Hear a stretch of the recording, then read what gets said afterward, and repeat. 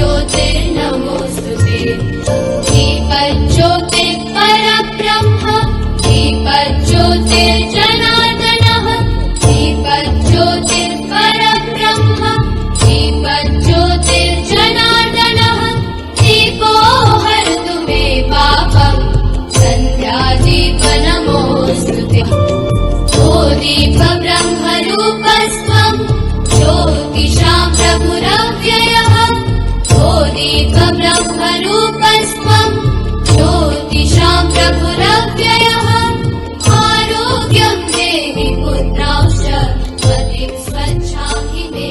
बहुत बहुत धन्यवाद माननीय। और अब मैं श्री राघवेंद्र कुमार सिंह जी, प्रमुख सचिव उद्योग नीति एवं निवेश प्रोत्साहन विभाग से निवेदन करना चाहूंगी, कृपया आप माननीय मुख्यमंत्री जी का पुष्प गुच्छ भेंट कर स्वागत करें।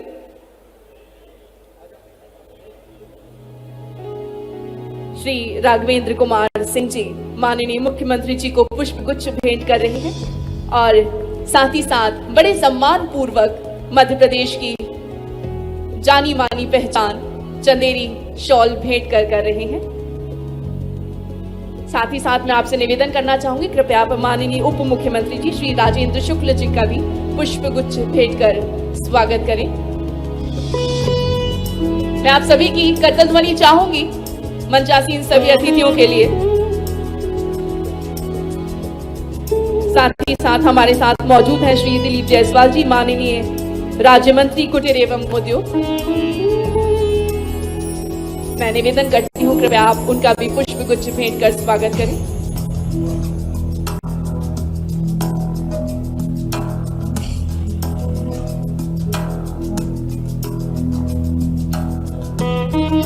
साथ ही साथ हमारे साथ हिमाद्री सिंह जी माननीय सांसद जी मौजूद हैं। मैं निवेदन करती हूँ आपसे, कृपया आप उनका भी पुष्प गुच्छ और चंदेरी स्टोल भेंट कर स्वागत करें।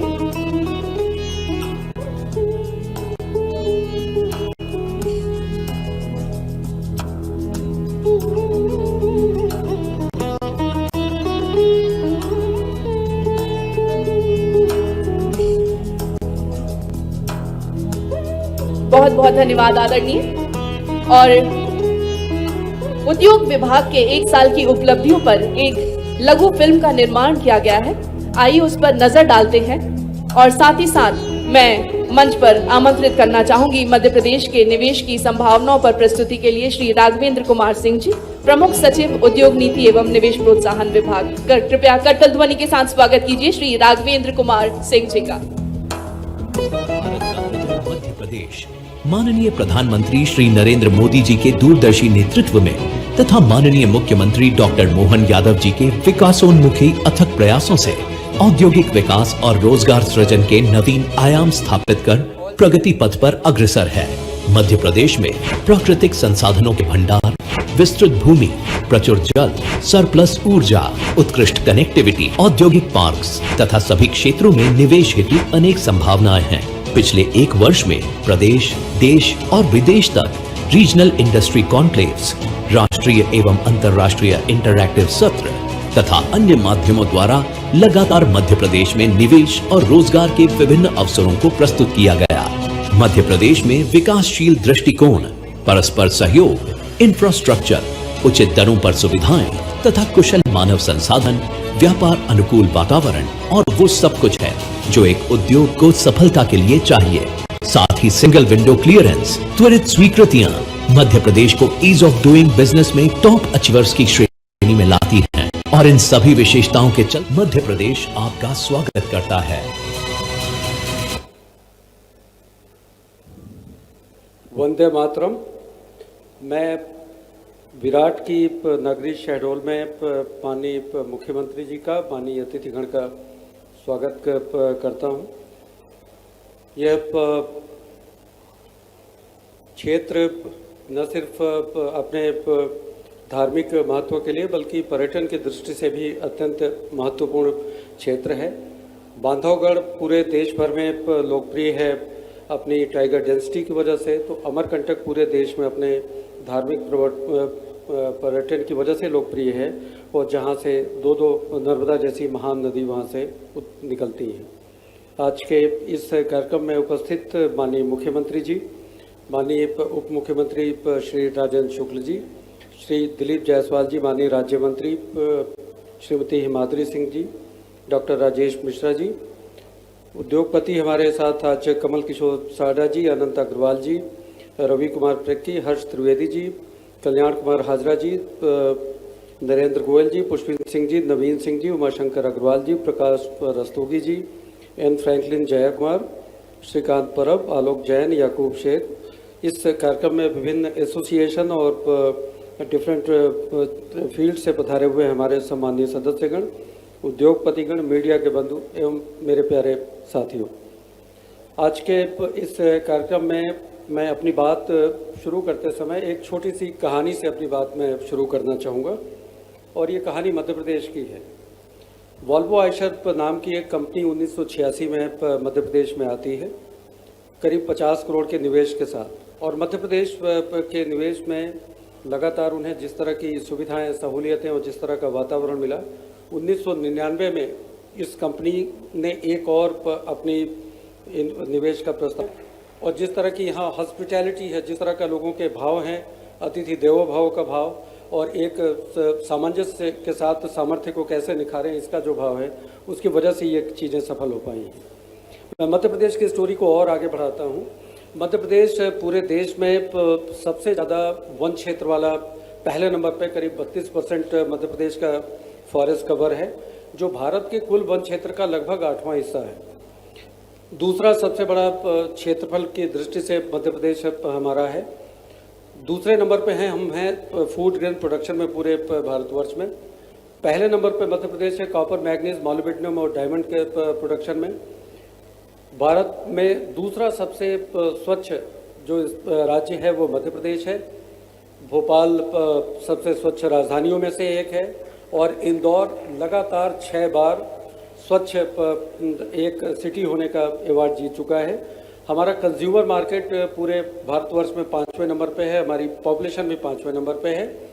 मध्य प्रदेश को लोग क्यों सराहते हैं और क्यों मध्य प्रदेश में निवेश करना चाहते हैं, तो यहाँ एक मैंने नॉन एग्जॉस्टिव एक लिस्ट मैंने केवल रखी है कि जो भी आप सोचोगे, जो भी मांगोगे वो मिलेगा। उस तर्ज पे यहाँ पे हमने जो पॉलिसीज मध्य प्रदेश ने बनाई हैं, इंडस्ट्रियल प्रमोशन की पॉलिसी हो, एमएसएमई के ऊपर पॉलिसी हो, आईटी, आईटीएस और इलेक्ट्रॉनिक सिस्टम डिज़ाइनिंग मैन्युफैक्चरिंग की पॉलिसी हो, हेल्थ सेक्टर की पॉलिसी हो, renewable energy, PH pump hydro की पॉलिसी हो, एथेनॉल और बायोफ्यूल की पॉलिसी हो, फिल्म टूरिज्म की पॉलिसी, रियल एस्टेट की, और आगे global capability centre, biotechnology, electronic vehicle, AVGC, green hydrogen, इन सारे क्षेत्रों में मध्य प्रदेश की अपनी पॉलिसीज है। मैं बहुत ज़्यादा उसके डिटेल में नहीं जाऊंगा क्योंकि नेट पे सारी चीज़ें उपलब्ध हैं।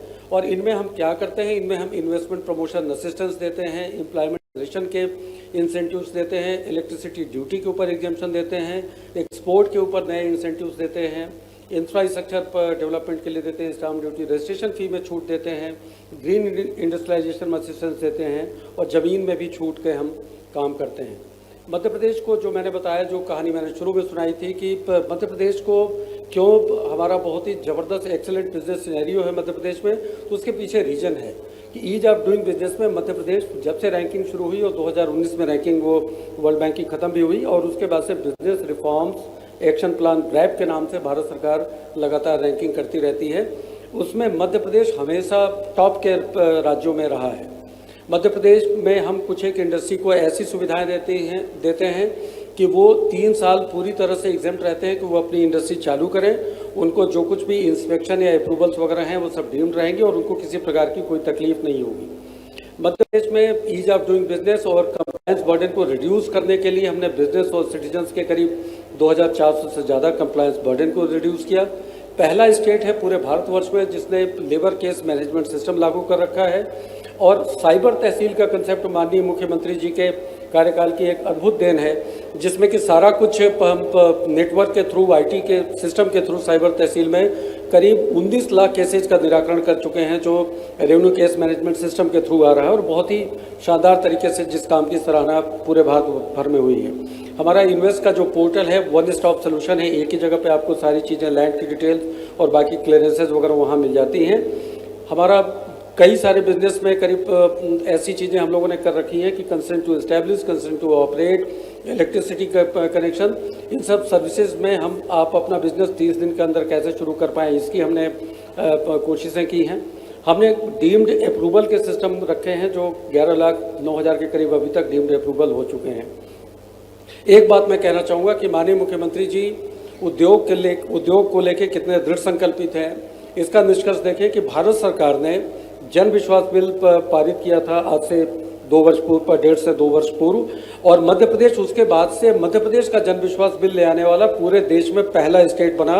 और अभी जो विधानसभा कंक्लूड हुई है उस विधानसभा में करीब 8 डिफरेंट एक्ट्स के 64 प्रोविजंस जो 5 डिपार्टमेंट्स के थे उनको हमने गैर अपराधीकरण वाली सूची में डाला है, क्योंकि हमारा मानना है कि मध्य प्रदेश शासन का भरोसा आम जनता के ऊपर है, हमारे बिजनेसमैन के ऊपर है, और हम आम जनता का भी विश्वास उसी तरह से अर्जित करना चाहते हैं, और ऐसा करने वाला मध्य प्रदेश पहला स्टेट बना है पूरे देश भर में।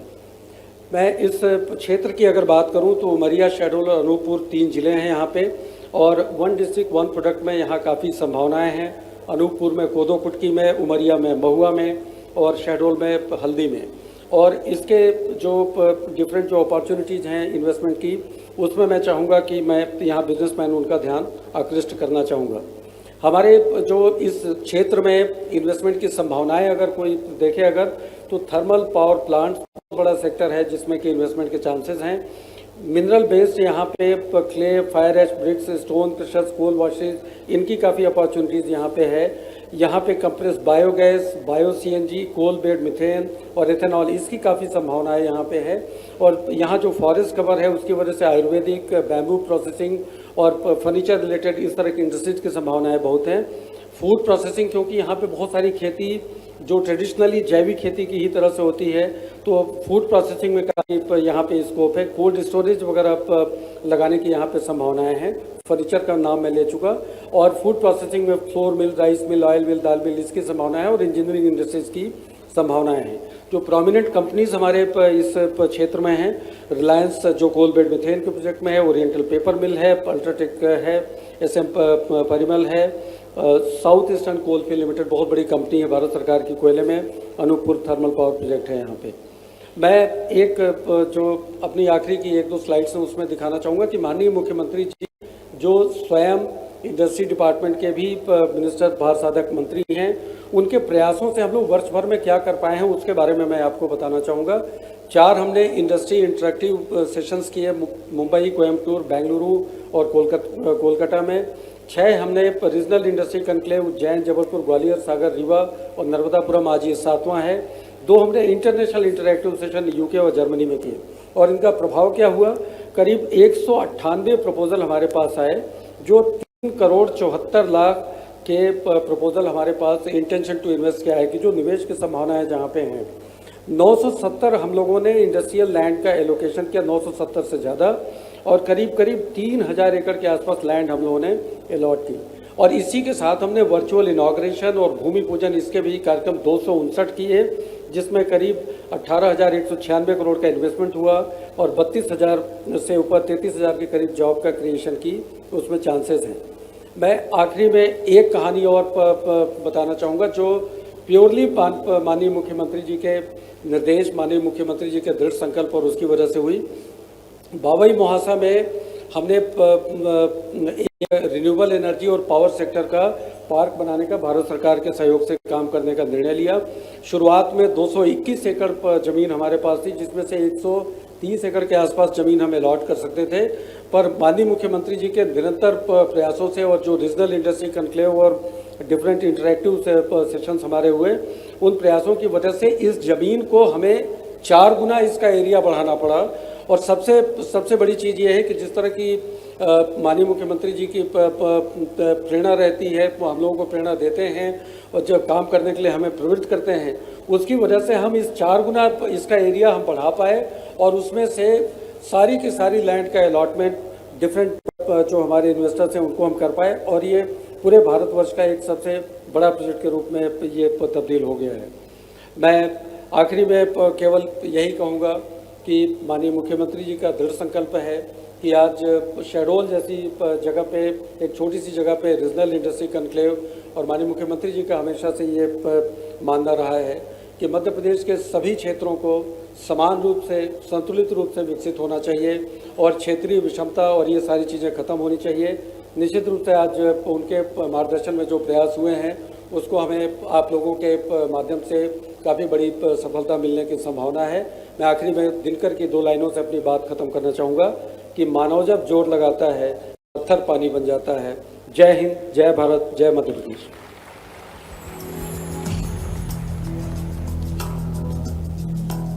बहुत बहुत धन्यवाद आदरणीय। और अब एमएसएमई के अवसरों पर प्रस्तुति के लिए मैं आमंत्रित करना चाहूंगी श्रीमती प्रियंका दास जी, सचिव एमएसएमई विभाग। कृपया करतल ध्वनि के साथ स्वागत कीजिए श्रीमती प्रियंका दास जी का।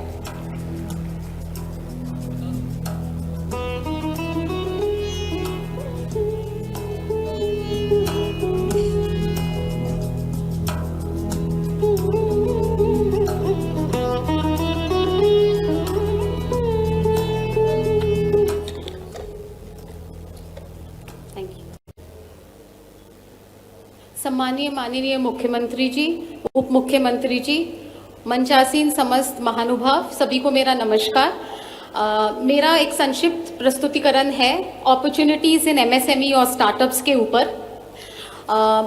अभी तक प्रमुख सचिव महोदय ने मैक्रो पिक्चर दिया है इंडस्ट्रीज़ के बारे में। मैं आप सबका ध्यान एमएसएमई की तरफ थोड़ा सा आकृष्ट करना चाहूँगी।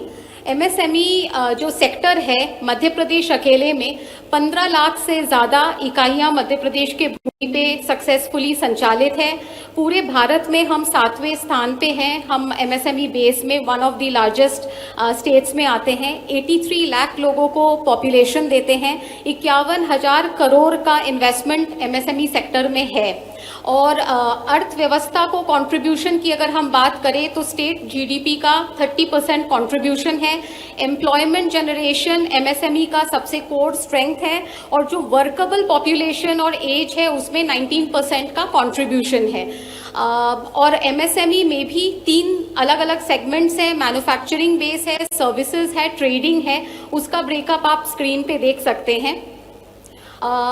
ग्रोथ ऑफ एमएसएमईज साल दर साल मध्य प्रदेश में कैसे एमएसएमईज विकसित हो रही हैं वो हम देख सकते हैं कि अभी अकेले 2023-24 में इतने सारे हमारे एमएसएमईज हैं। अकेले एक वर्ष में 23-24 में 22 लाख से अधिक रोजगार उपलब्ध, वर्ष में 23-24 में 22 लाख से अधिक रोजगार उपलब्ध करा रहे हैं। लेकिन अगर हमें हमारे अर्थव्यवस्था को क्वांटम लीप या जंप लेना है तो इसमें अभी और भी कार्य करने की आवश्यकता है। और आज जो ये रीजनल इंडस्ट्रियल कॉन्क्लेव का हमारा टैगलाइन है कि अपार संभावनाओं की भूमि और अनटैप्ड पोटेंशियल है, उसको साकार करने के ही हम लोग बात कर रहे हैं। ऐसा ही हम एक पॉलिसी एनवायरनमेंट देने का कोशिश कर रहे हैं।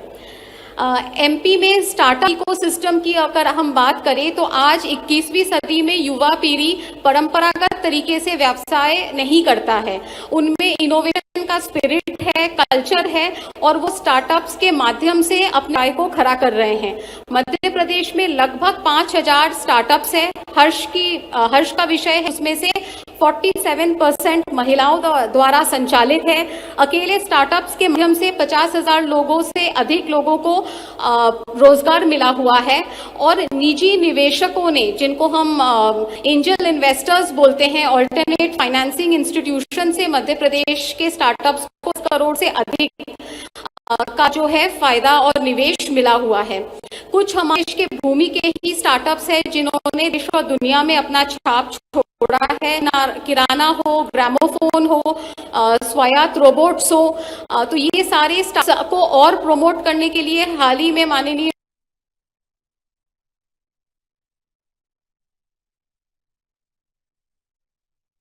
मुख्यमंत्री जी ने युवा मिशन भी लॉन्च किया है ताकि जिला स्तर पे भी इनोवेशन स्पिरिट को और प्रमोट किया जा सके। वाई इन्वेस्ट इन मध्य प्रदेश, ये पहले भी हम बता चुके हैं कि ये बहुत ही रिसोर्स रिच स्टेट है। यहाँ पे खनिज संपदा, एग्रीकल्चरल प्रोड्यूस, फॉरेस्ट प्रोड्यूस सब कुछ है। लेकिन इसके अलावा पॉलिसी एनवायरनमेंट बहुत अच्छा है। हम लोग इंसेंटिव्स देते हैं क्योंकि खास लैंड में किसी किसी भी उद्योग के लिए लैंड एक बहुत क्रिटिकल कंपोनेंट होता है। लैंड बैंक बनाने की योजना है और 90% कंसेशनल रेट्स पे हम लैंड उपलब्ध कराते हैं। पूरा प्रोसेस ऑनलाइन और ट्रांसपेरेंट है। इंडस्ट्रियल क्लस्टर डेवलपमेंट में सहयोग है और एक बहुत इनोवेटिव पॉलिसी फीचर है कि प्राइवेट उद्योगपति अपने प्राइवेट एरिया में अगर डेवलप करता है तो रीइंबर्समेंट और इंसेंटिव स्टेट गवर्नमेंट से ले सकता है। इस मॉडल पे 8 से ज़्यादा क्लस्टर्स को हम लोगों ने डेवलप किया है। मध्य प्रदेश के एमएसएमई के परिदृश्य में कुछ हमारे फोकस सेक्टर्स हैं: agro based food processing industry, pharmaceuticals, plastic, furniture, toys, garmenting और automobile and engineering. Why invest in Shahdol? Shahdol की अगर हम बात करें तो शेडोल में जो ऑलरेडी हमारे स्थापित बड़े उद्योग हैं उससे बहुत अच्छा मल्टीप्लायर और स्पिन ऑफ इफेक्ट मिला हुआ है, जिससे एंसिलरी इंडस्ट्रीज चाहे एनर्जी सेक्टर में हो चाहे मिनरल कोल सेक्टर में हो वो विकसित हो पा रहे हैं। बांधवगढ़ नेशनल पार्क जो विश्व प्रसिद्ध है उसके वजह से भी एम्प्लॉयमेंट अपॉर्चुनिटीज और एमएसएमई बेस्ड स्टार्टअप्स को बहुत ज़्यादा स्कोप है। एग्री एंड फूड प्रोसेसिंग खास करके मिलेट, सीरियल्स और फॉरेस्ट प्रोड्यूस में अपार संभावनाएं हैं। एमएसएमई सेक्टर में अभी रेडिली अवेलेबल अगर आप में से कोई निवेश करना चाहते हैं तो हमारे पास प्लॉट्स अवेलेबल है और इसकी अतिरिक्त जानकारी आपको विभाग के वेबसाइट के माध्यम से भी मिल जाएगी। शेडोल में 5 इंडस्ट्रियल एरिया ऑलरेडी है और इसमें इकाइयां संचालित हैं। शेडोल में स्टार्टअप्स भी है। शेडोल डिवीजन में 18 स्टार्टअप्स हैं, लेकिन इसमें और हम लोगों को उम्मीद है कि स्टार्टअप्स प्रति और सकारात्मक कदम हम लोग बढ़ाएं। पॉलिसी एनेबलर्स जो हैं, क्यों एमएसएमई में निवेश करना चाहिए और क्या फ़ायदा मध्य प्रदेश सरकार की तरफ से है। प्लांट और मशीनरी में 40% इन्वेस्टमेंट प्रमोशन दिया जाता है और reimbursement for patent and quality certification दिया जाता है। इसके अलावा जो हमारे थ्रस्ट सेक्टर्स हैं उसमें स्पेशल इंसेंटिव्स हैं, क्योंकि एग्रो और फूड प्रोसेसिंग हमारे लिए बहुत इंपॉर्टेंट है तो एडिशनल 20% प्लांट एंड मशीनरी में सब्सिडी का प्रावधान है।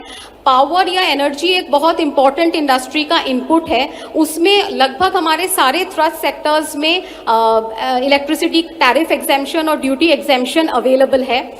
डिज़ाइन और टेक्नोलॉजी ट्रांसफ़र बहुत इंपॉर्टेंट है अगर हमारे एमएसएमई इकाइयों को एक्सपोर्ट करना है या कॉम्पिटिटिव मार्केट में जाना है, तो उसमें जो डिज़ाइन सपोर्ट है उसके लिए भी हमारे पॉलिसी में सहायता का प्रावधान है।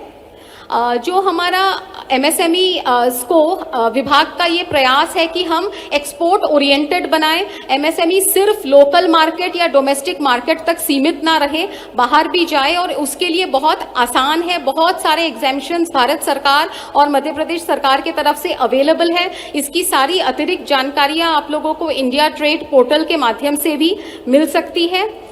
और वे फॉरवर्ड फॉर एमएसएमईज में ये है कि हम लोग अपने पॉलिसीज में और सुधार लाके इन्वेस्टर फ्रेंडली, बिजनेस फ्रेंडली बनाने का प्रयास कर रहे हैं। स्टार्टअप्स को इनिशियल स्टेज में फंडिंग की कठिनाई होती है, उसको हम सुधार रहे हैं। इंक्यूबेशन सेंटर्स को और सुदृढ़ और मल्टी डाइवर्स बनाने का कोशिश कर रहे हैं। ई कॉमर्स और डिजिटलाइजेशन का युग है तो उसमें भी हम एमएसएमईज को प्रोत्साहित कर रहे हैं। कुल मिला के 21वीं सदी में जीरो डिफेक्ट प्रोडक्ट्स जैसे माननीय प्रधानमंत्री जी चाहते हैं हमारे एमएसएमईज बनाएं, उसकी तरफ इंडस्ट्री 4.0 की तरफ, लीन मैन्युफैक्चरिंग की तरफ हम इंडस्ट्रीज को बढ़ावा देने के लिए नए फीचर्स हमारे पॉलिसीज में ला रहे हैं। धन्यवाद।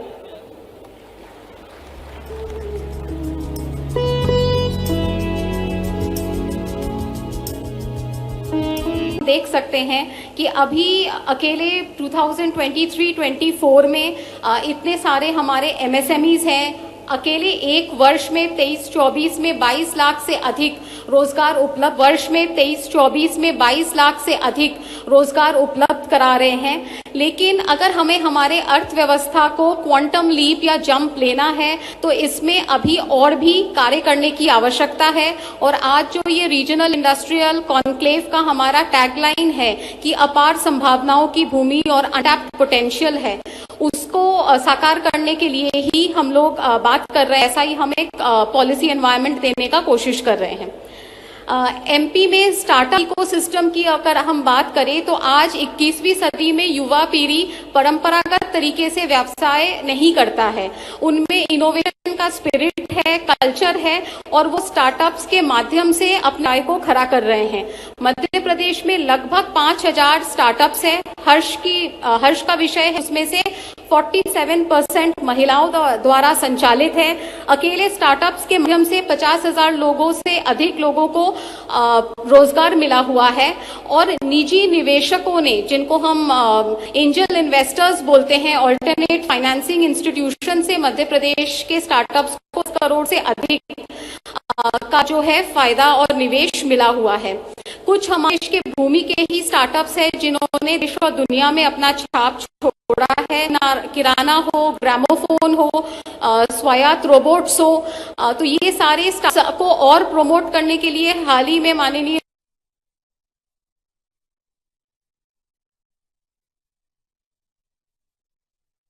मुख्यमंत्री जी ने युवा मिशन भी लॉन्च किया है ताकि जिला स्तर पे भी इनोवेशन स्पिरिट को और प्रमोट किया जा सके।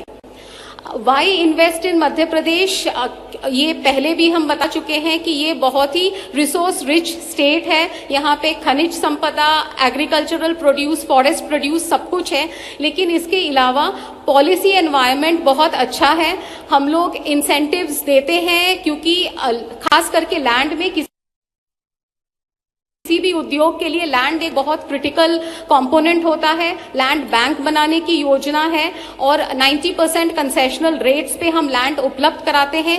पूरा प्रोसेस ऑनलाइन और ट्रांसपेरेंट है। इंडस्ट्रियल क्लस्टर डेवलपमेंट में सहयोग है और एक बहुत इनोवेटिव पॉलिसी फीचर है कि प्राइवेट उद्योगपति अपने प्राइवेट एरिया में अगर डेवलप करता है तो रीइंबर्समेंट और इंसेंटिव स्टेट गवर्नमेंट से ले सकता है। इस मॉडल पे 8 से ज्यादा क्लस्टर्स को हम लोगों ने डेवलप किया है। मध्य प्रदेश के एमएसएमई के परिदृश्य में कुछ हमारे फोकस सेक्टर्स हैं: agro based food processing industry, pharmaceuticals, plastic, furniture, toys, garmenting और automobile and engineering.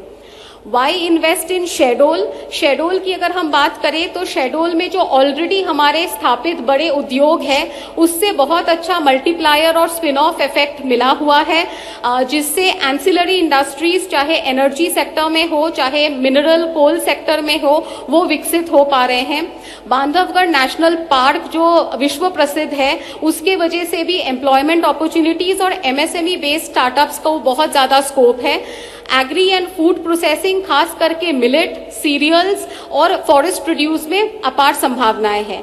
MSME sector में अभी रेडिली अवेलेबल, अगर आप में से कोई निवेश करना चाहते हैं तो हमारे पास प्लॉट्स अवेलेबल है और इसकी अतिरिक्त जानकारी आपको विभाग के वेबसाइट के माध्यम से भी मिल जाएगी। शेडोल में 5 इंडस्ट्रियल एरिया ऑलरेडी है और इसमें इकाइयां संचालित हैं। शेडोल में स्टार्टअप्स भी है। शेडोल डिवीजन में 18 स्टार्टअप्स हैं, लेकिन इसमें और हम लोगों को उम्मीद है कि स्टार्टअप्स के प्रति और सकारात्मक कदम हम लोग बढ़ाएं। पॉलिसी एनेबलर्स जो हैं, क्यों एमएसएमई में निवेश करना चाहिए और क्या फायदा मध्य प्रदेश सरकार के तरफ से है। प्लांट और मशीनरी में 40% इन्वेस्टमेंट प्रमोशन दिया जाता है और reimbursement for patent and quality certification दिया जाता है। इसके अलावा जो हमारे थ्रस्ट सेक्टर्स हैं उसमें स्पेशल इंसेंटिव्स हैं, क्योंकि एग्रो और फूड प्रोसेसिंग हमारे लिए बहुत इंपॉर्टेंट है, तो एडिशनल 20% प्लांट एंड मशीनरी में सब्सिडी का प्रावधान है। पावर या एनर्जी एक बहुत इंपॉर्टेंट इंडस्ट्री का इनपुट है, उसमें लगभग हमारे सारे थ्रस्ट सेक्टर्स में इलेक्ट्रिसिटी टैरिफ एग्जेम्पशन और ड्यूटी एग्जेम्पशन अवेलेबल है। डिजाइन और टेक्नोलॉजी ट्रांसफर बहुत इंपॉर्टेंट है अगर हमारे एमएसएमई इकाइयों को एक्सपोर्ट करना है या कॉम्पिटिटिव मार्केट में जाना है, तो उसमें जो डिजाइन सपोर्ट है उसके लिए भी हमारे पॉलिसी में सहायता का प्रावधान है। जो हमारा एमएसएमई विभाग का ये प्रयास है कि हम एक्सपोर्ट ओरिएंटेड बनाएं। एमएसएमई सिर्फ लोकल मार्केट या डोमेस्टिक मार्केट तक सीमित ना रहे, बाहर भी जाए, और उसके लिए बहुत आसान है। बहुत सारे एग्जेम्पशंस भारत सरकार और मध्य प्रदेश सरकार की तरफ से अवेलेबल है। इसकी सारी अतिरिक्त जानकारियां आप लोगों को इंडिया ट्रेड पोर्टल के माध्यम से भी मिल सकती है। और वे फॉरवर्ड फॉर एमएसएमईज में ये है कि हम लोग अपने पॉलिसीज में और सुधार लाके इन्वेस्टर फ्रेंडली, बिजनेस फ्रेंडली बनाने का प्रयास कर रहे हैं। स्टार्टअप्स को इनिशियल स्टेज में फंडिंग की कठिनाई होती है, उसको हम सुधार रहे हैं। इंक्यूबेशन सेंटर्स को और सुदृढ़ और मल्टी डाइवर्स बनाने का कोशिश कर रहे हैं। ई कॉमर्स और डिजिटलाइजेशन का युग है, तो उसमें भी हम एमएसएमईज को प्रोत्साहित कर रहे हैं। कुल मिला के 21वीं सदी में जीरो डिफेक्ट प्रोडक्ट्स, जैसे माननीय प्रधानमंत्री जी चाहते हैं हमारे एमएसएमईज बनाएं, उसकी तरफ इंडस्ट्री 4.0 की तरफ, लीन मैन्युफैक्चरिंग की तरफ हम इंडस्ट्रीज को बढ़ावा देने के लिए नए फीचर्स हमारे पॉलिसी में ला रहे हैं। धन्यवाद।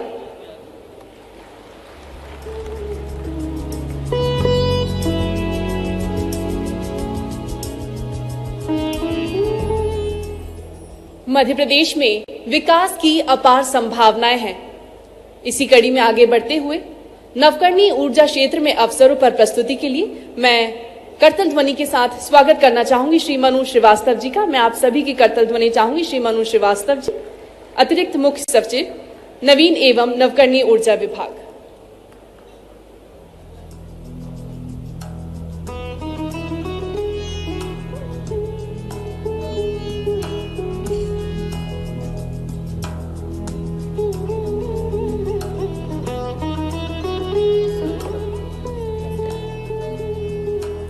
माननीय मुख्यमंत्री महोदय, माननीय उप मुख्यमंत्री महोदय, माननीय मंत्रीगण, सभी माननीय जनप्रतिनिधिगण और सभी आमंत्रितगण, मैं आपसे नवकरणीय ऊर्जा के क्षेत्र में जो नई संभावनाएं हैं मध्य प्रदेश में, वो आपके ध्यान में लाना चाहूंगा।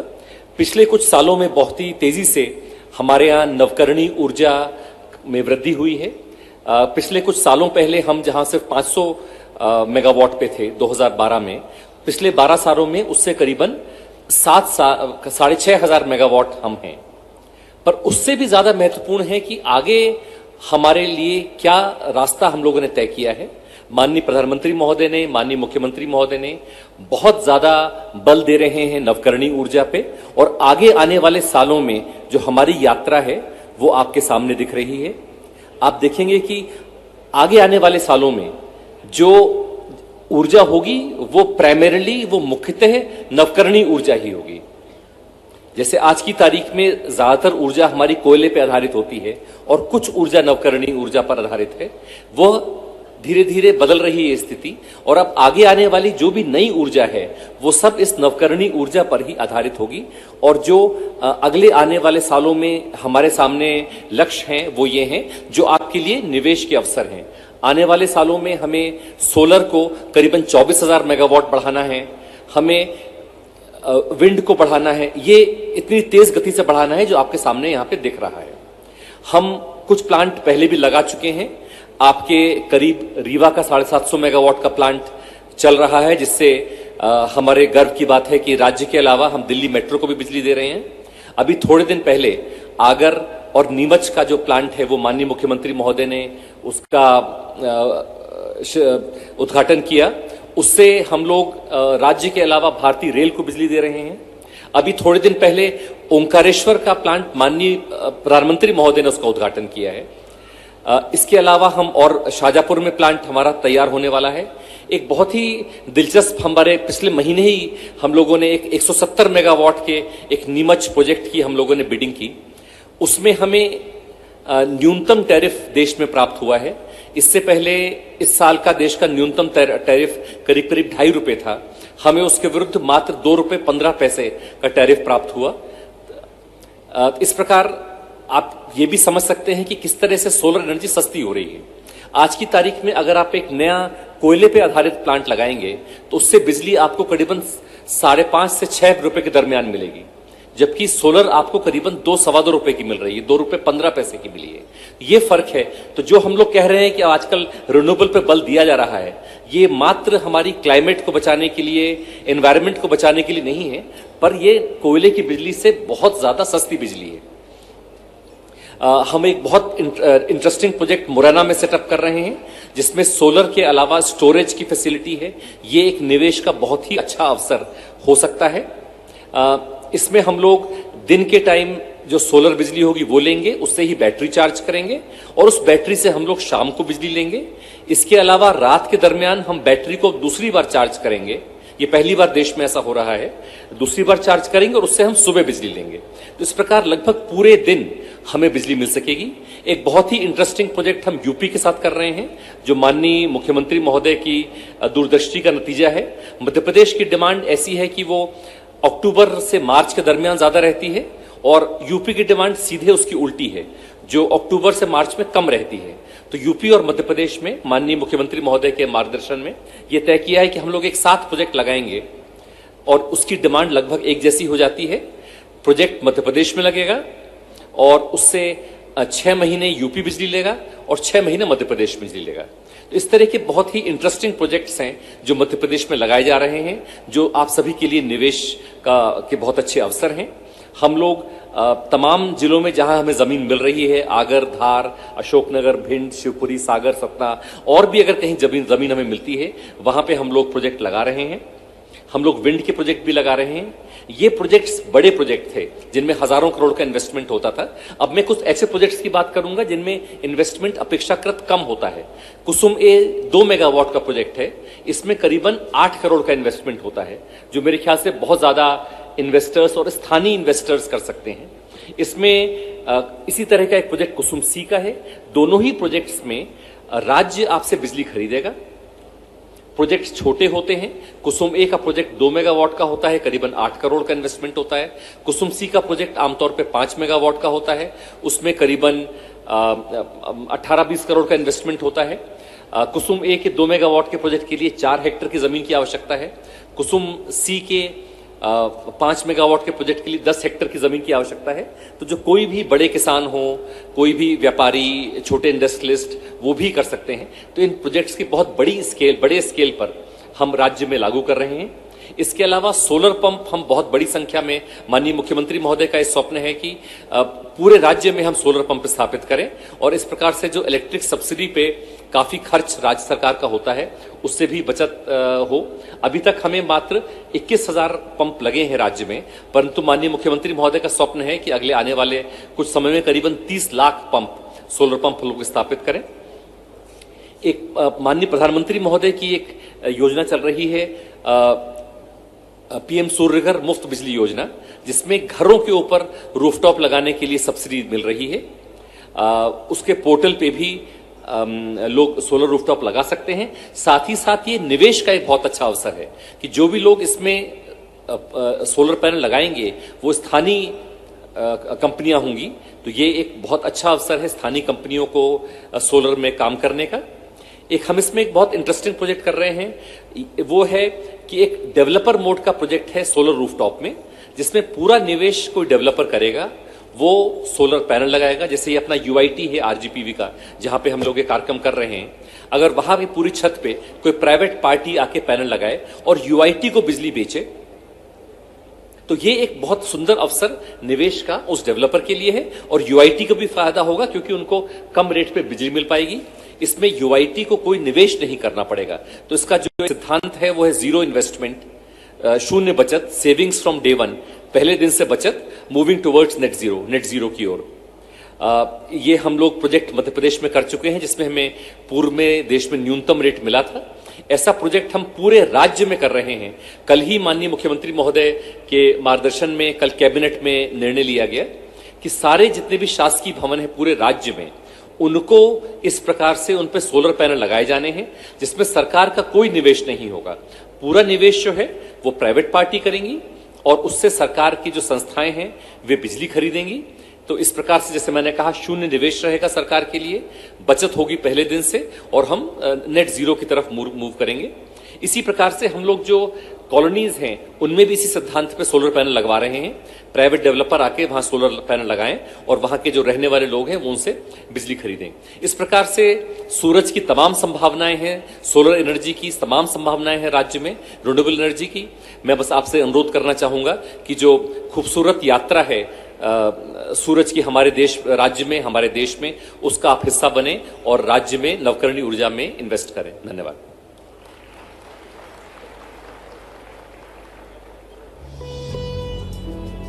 धन्यवाद सर।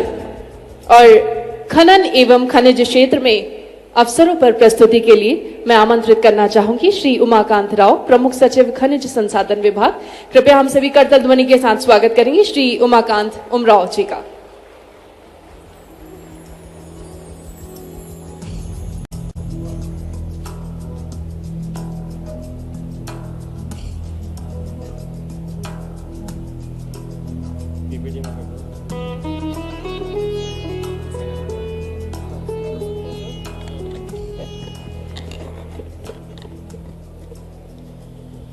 कार्यक्रम के मुख्य अतिथि माननीय मुख्यमंत्री जी, माननीय उप मुख्यमंत्री जी,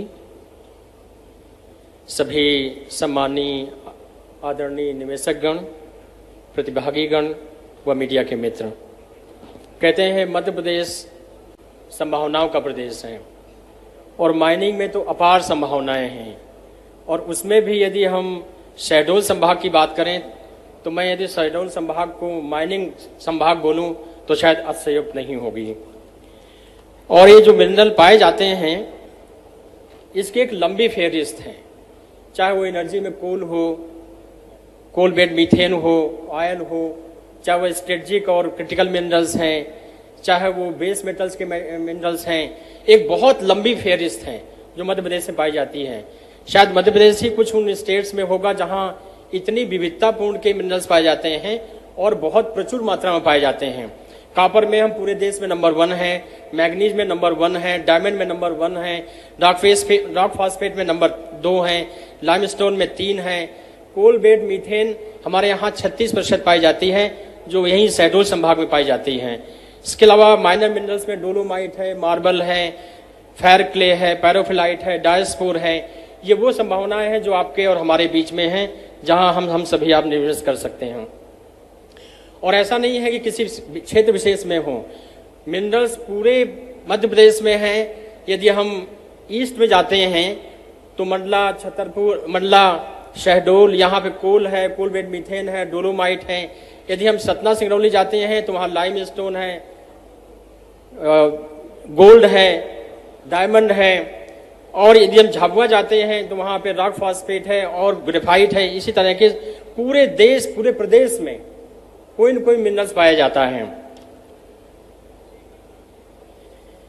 इन सब का दोहन ठीक से हो सके, कमर्शियली हम लोग यूटिलाइज कर सकें, इसके लिए मध्य प्रदेश में एक बहुत ही अच्छा इकोसिस्टम है। जैसे कि उदाहरण स्वरूप हमारे यहाँ लगभग 5 लाख किलोमीटर की रोड नेटवर्क है। मेरी आज सुबह ही किसी इन्वेस्टर से बात हो रही थी और उन्होंने पहली बात कही कि साहब रोड नेटवर्क होना चाहिए। मैं आपको बता दूं पूरे प्रदेश में 5 लाख किलोमीटर का रोड नेटवर्क है, लगभग 5000 किलोमीटर की रोड रेल लेंथ है और 6 एयरपोर्ट हैं जो फंक्शनल एयरपोर्ट हैं। लगभग 1 लाख टेक्निकल और मैनेजरियल बच्चे हमारे ट्रेनिंग लेके निकलते हैं। 10 ऐसे इंस्टीट्यूट हैं प्रदेश में जो पूरे देश में टॉप 100 में हैं।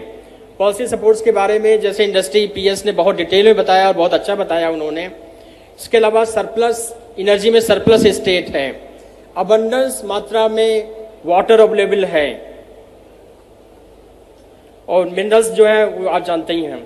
कुछ नए सेक्टर्स प्रदेश में निकल के आ रहे हैं जिनमें कोल बेस मीथेन गैस है, इसके अलावा कोल है, पेट्रोलियम है। अभी हमारे यहाँ 2 ऐसे ब्लॉक्स हैं जो ऑलरेडी फंक्शनल हैं जहां सीबीएम पाया जाता है, और 10 ऐसे ब्लॉक हैं जिनमें ड्रिलिंग चालू है, जिनमें प्रॉस्पेक्टिंग चालू है, एक्सप्लोरेशन चालू है।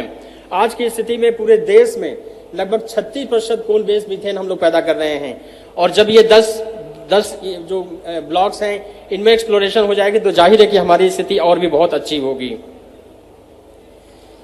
कुछ ऐसे मिनरल्स हैं जिनमें बहुत संभावनाएं भी हैं और प्रदेश में उसकी उपलब्धता भी बहुत अबंडेंस में है। कोल है, लाइमस्टोन है, आप जानते हैं कि जो रीवा है, कटनी है, सतना है, ये पूरा लाइमस्टोन है। बैतूल है, वो पन्ना है। मैग्नीज में बालाघाट है, हम पूरे देश में नंबर 1 पे हैं। कॉपर में नंबर 1 पे हैं। ग्रेफाइट हमारे यहाँ लगभग 6-7 जिलों में पाया जाता है।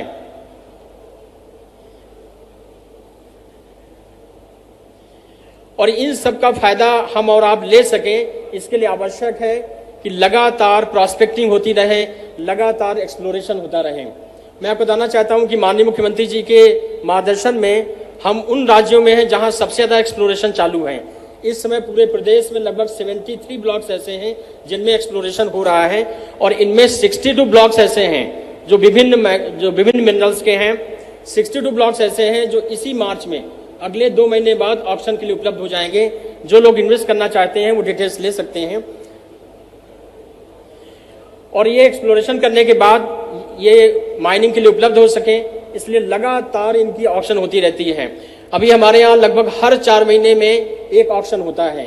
एक अभी 14वें राउंड का चल रहा है जो हम फरवरी के फर्स्ट वीक में खत्म कर रहे हैं।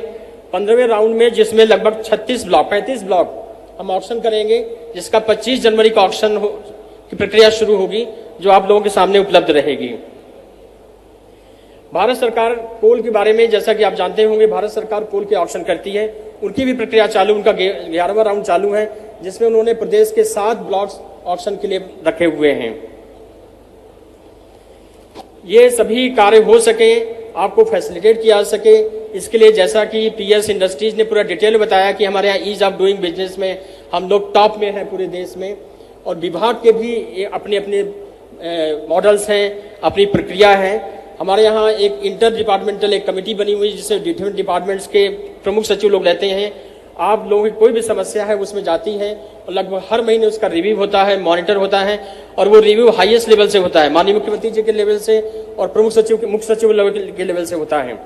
इसके अलावा जिलों में भी हम लोग कोशिशें करते हैं कि आपकी हर समस्या का हल निकाला जा सके, जिससे कहीं कोई अड़चन है तो उसको वहीं एडजस्ट किया जा सके। हमारे कुछ पार्टनर्स हैं जो अभी इन सभी अवसरों का लाभ ले रहे हैं। मैं अंत में आप सभी से यही कहूँगा कि आइए मध्य प्रदेश में इन्वेस्ट करिए, मध्य प्रदेश का भविष्य उज्जवल है और आपका भविष्य भी उज्जवल है। Thank you.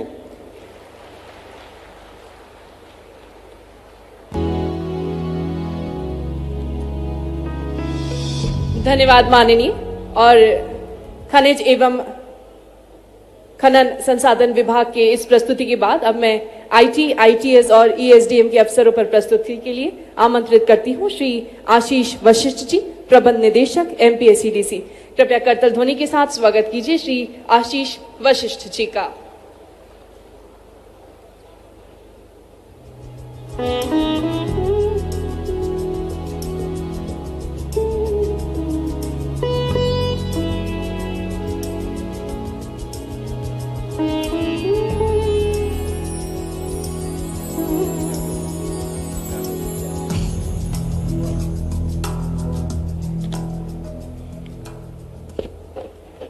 आदरणीय मुख्यमंत्री जी, आदरणीय उप मुख्यमंत्री जी,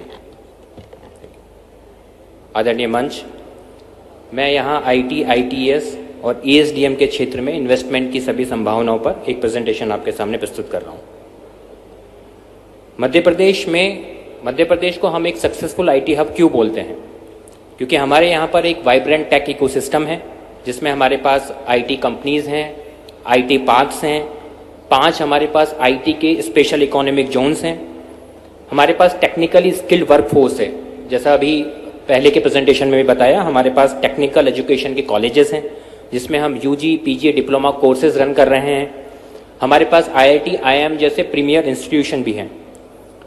बिजनेस डिसरप्शन का मध्य प्रदेश में बहुत ही लो रिस्क अवेलेबल है, क्योंकि आप देखेंगे मध्य प्रदेश उन राज्यों में से जहां पर लॉ एंड ऑर्डर बहुत अच्छे से मेंटेन है। मध्य प्रदेश में ईज ऑफ लिविंग है, वर्क लाइफ बैलेंस है। यदि हम मध्य प्रदेश के सिटीज़ को देश के बाकी सिटीज़ के कंपैरिजन में देखते हैं तो हमारे यहाँ का एयर क्वालिटी इंडेक्स भी बहुत अच्छा है। इंफ्रास्ट्रक्चर एंड कनेक्टिविटी में हम बहुत अच्छे हैं। हमारे पास road network, air network and train network तीनों ही बहुत अच्छा है। Government intervention and support sufficient available है। हमारे पास चाहे हम आईटी पॉलिसी की बात करें, चाहे स्टार्टअप पॉलिसी की बात करें, सभी में government intervention and sufficient support available है। मैं कुछ नंबर्स पे यदि बात करूं तो हमारे यहाँ पर मध्य प्रदेश में 2000 से ज़्यादा आईटी, आईटीईएस और ईएसडीएम यूनिट स्टेट में हैं। 650 से ज़्यादा यूनिट ऐसे हैं जो एमपीएससीडीसी के साथ रजिस्टर्ड हैं। 10,000 करोड़ से ज़्यादा इनका टोटल टर्नओवर है। 50 से ज़्यादा बड़ी आईटी, आईटीएस यूनिट्स आज प्रदेश में हैं और $500 मिलियन से ज़्यादा इनका एक्सपोर्ट 2022-23 में रिपोर्ट किया गया है। जैसा मैंने पहले बताया, हमारे पास IT parks, IT special economic zones हैं, 50 से ज़्यादा बड़ी आईटी कंपनीज हैं, 1,50,000 से ज़्यादा डायरेक्ट एम्प्लॉयमेंट प्रोवाइड करते हैं, 300 से ज़्यादा ऐसे कॉलेजेस हैं जो टेक्निकल एजुकेशन हमें ऑफर कर रहे हैं, IIT, triple IT, DM, IM जैसे प्रीमियर इंस्टीट्यूट्स हमारे पास अवेलेबल हैं। हमारे यहाँ आईटी के लिए IT, ITS, ESDM investment promotion policy है, उसमें जो इंसेंटिव्स दिए जाते हैं मैं आगे आप लोगों को बताऊंगा, चाहे वो कैपिटल एक्सपेंडिचर इंसेंटिव्स हो, चाहे इंटरेस्ट सब्सिडी हो, चाहे एम्प्लॉयमेंट जनरेशन हो, सभी तरह के इंसेंटिव्स प्रोवाइड किए जाते हैं। अभी हम लोग एवीजीसी पॉलिसी और जीसीसी पॉलिसीज का ड्राफ्ट तैयार कर रहे हैं, ऑलमोस्ट फाइनल फेज में आ गया है, वो पॉलिसीज भी हम लोग बहुत जल्दी इंप्लीमेंट करने वाले हैं। हमारे यहाँ 24/7 रिलायबल पावर अवेलेबल है, और जब हम आईटी में डेटा सेंटर की बात करते हैं तो डेटा सेंटर के लिए पावर बहुत ज़रूरी होता है, तो जो 24/7 रिलायबल पावर होने की वजह से डेटा सेंटर्स को भी एमपी में एस्टेब्लिश किया जा सकता है। जैसा अभी सर ने बताया, रिन्यूएबल एनर्जी हमारे यहाँ 27% टोटल इंस्टॉल कैपेसिटी को कॉन्स्टिट्यूट करती है। एयर क्वालिटी इंडेक्स के बारे में मैं बात कर चुका हूँ। 1200 से ज़्यादा टेक्नोलॉजी स्टार्टअप अभी स्टेट में रजिस्टर्ड हैं, और जैसे एमएसएमई के प्रेजेंटेशन में बताया था, नीव क्लाउड और शॉप किराना, 2 जो स्टार्टअप स्टार्ट हुए थे अब वो बहुत बड़ी फर्म्स में कन्वर्ट हो गए हैं। ये हमारे पास जो आईटी पार्क्स हैं, भोपाल, इंदौर, जबलपुर, ग्वालियर के बारे में बताया है। पिछले 1 वर्ष में लगभग 1000 करोड़ से ज़्यादा का इन्वेस्टमेंट हुआ है, और लगभग 15,000 एम्प्लॉयमेंट आईटी आईटीएस सेक्टर में माननीय मुख्यमंत्री जी के निर्देश में प्राप्त हुआ है, जिसमें एलटीआई, माइंट्री, कॉग्निजेंट, हेक्सावेयर जैसे बड़े फर्म्स भी एस्टेब्लिश हुए हैं। ये अभी वर्तमान में कुछ टेंडर्स हैं जो लाइव है, मैं आप सभी से अनुरोध करूंगा कि आप इसमें पार्टिसिपेट कर सकते हैं। हमने अभी माननीय मुख्यमंत्री जी के निर्देश के बाद भोपाल और इंदौर में 2 नए आईटी बिल्डिंग्स पीपीपी मोड में बनाने का फैसला लिया है, जिसमें टेंडर हम लोगों ने अभी फ्लोट किया हुआ है। आप एमपी टेंडर्स पोर्टल पे जाकर इसको देख सकते हैं। करीब 4.5 लाख स्क्वायर फीट का बिल्टअप एरिया हम लोग इसमें बनाएंगे। दूसरा, हम लोगों के भोपाल और जबलपुर में लगभग 1.2 लाख स्क्वायर फीट की बिल्डिंग्स अगले 1 महीने में तैयार हो रही हैं, जिसका भी ईओआई हम लोगों ने पब्लिश किया हुआ है, आप उसे देख सकते हैं, पार्टिसिपेट कर सकते हैं। 65 से ज़्यादा plot Bhopal, Jabalpur, Indore IT park में ऑक्शनिंग के लिए अगले 1 महीने में हम लोग फ्लोट करने वाले हैं, उसमें भी आप पार्टिसिपेट कर सकते हैं। करीब 1 लाख स्क्वायर फीट का जबलपुर में एक और नया आईटी पार्क हम लोग बनाने जा रहे हैं, जो इस वर्ष के अंत तक बन जाएगा। और एवीजीसी मीडिया पार्क, जैसे मैंने कहा, एवीजीसी की एक पॉलिसी का ड्राफ्ट हम लोगों ने तैयार किया है, उसी के अंतर्गत हम एक एवीजीसी मीडिया पार्क लगभग 200 करोड़ की लागत का बनाएंगे, जो लगभग 20 एकड़ के बिल्टअप एरिया में होगा। इसका भी एक आरएफपी हम लोग फ्लोट करेंगे बाय फरवरी 2025। ये हमारे आईटी, आईटीएस, ईएसडीएम और डेटा सेंटर की जो पॉलिसी है उसके कुछ इंसेंटिव्स मैंने आपको यहाँ पर रखे हैं। जैसे मैंने कहा, लैंड में हम लोग रिबेट देते हैं जो लगभग 75% तक का रिबेट है। कैपिटल असिस्टेंस 30 करोड़ तक का आईटी आईटीएस सेक्टर में, वही 150 करोड़ तक का ईएसडीएम सेक्टर में जाता है।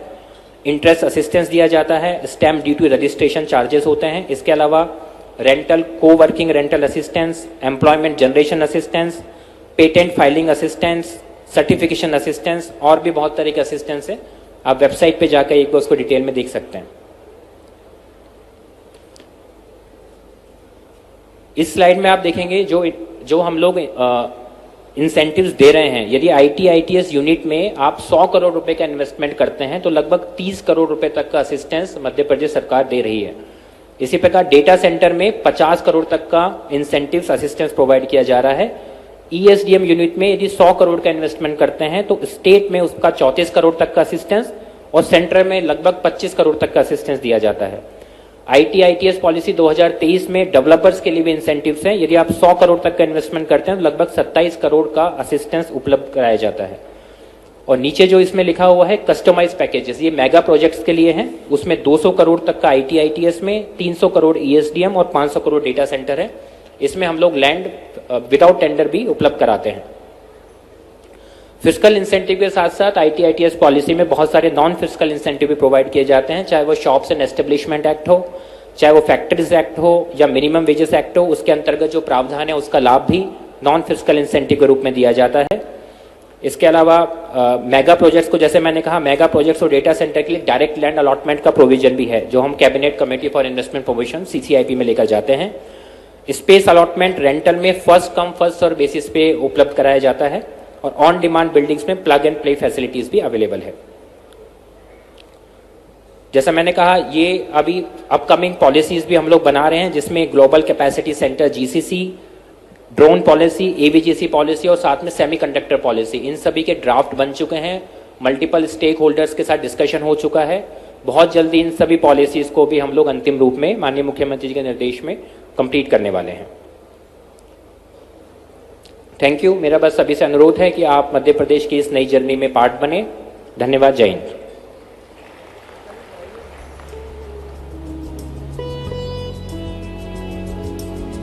धन्यवाद आदरणीय।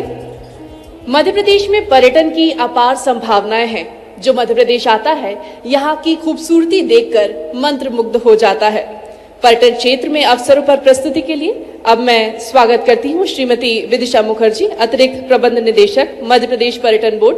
कृपया करतल ध्वनि के साथ स्वागत कीजिए श्रीमती विदिशा मुखर्जी का।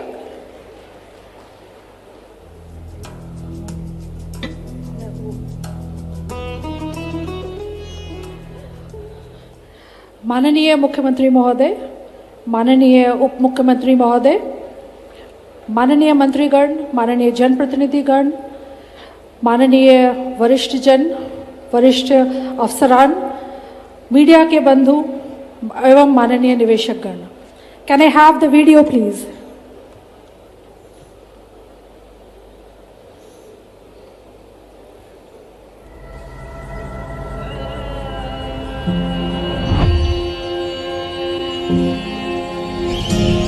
When I open my eyes to a day of glee, nature's abode is where I want to be.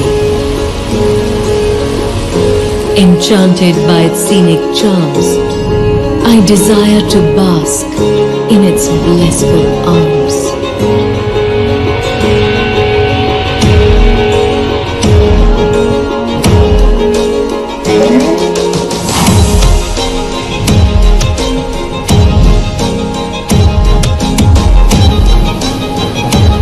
When the going gets tough and triumph upholds, I wish to rejoice my victories amidst the brave and the bold. The adventure then unveils, and to the courageous roars and soaring hopes, I bow down and hail.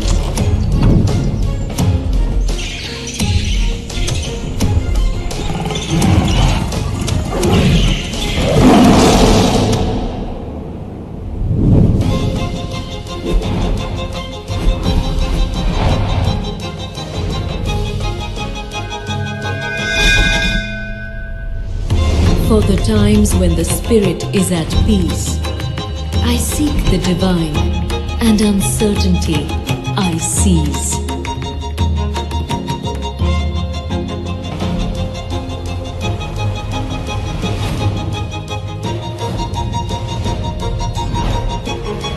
Purity,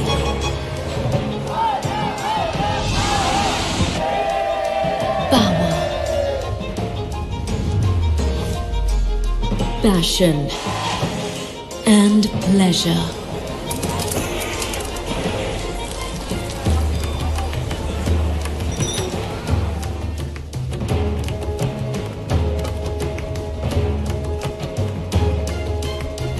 The feelings that reside within are all I want to treasure. Beauty, adventure, peace and culture are my inner call. थोड़ा कल्पना कीजिए, only imagination. फिर बोलते समझ गए तो आठ, नहीं समझे तो मोड़ा नाट। आप लोग घूम रहे भेड़ा खा।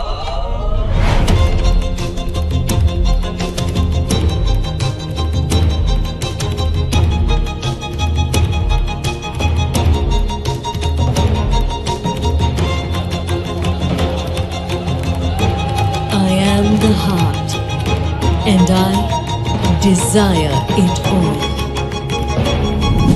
मध्य प्रदेश, सब कुछ जो दिल चाहे।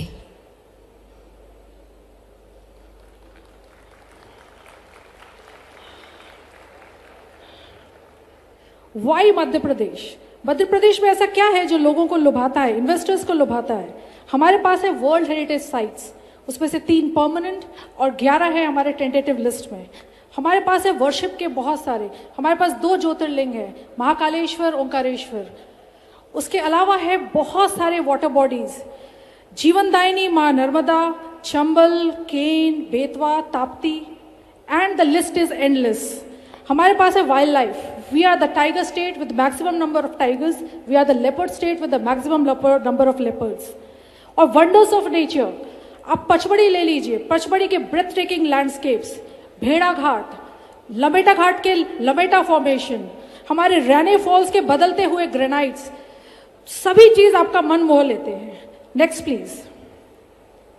हमारे पास है 24 सैंक्चुरीज, 12 नेशनल पार्क्स और है 9 टाइगर रिजर्व्स, जिसमें से कि अभी 2 रीसेंट एडिशंस है, रातापानी एंड माधव।